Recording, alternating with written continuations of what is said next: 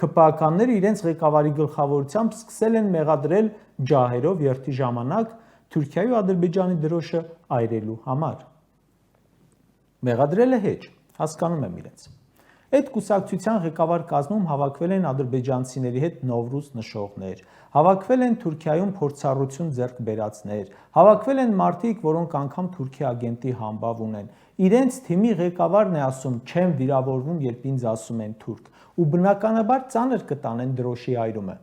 Դրանք կամ աջակիցները անգամ Դաշնակցության դրոշը վառելու օր էին հայտարարել ապրիլի 23-ը։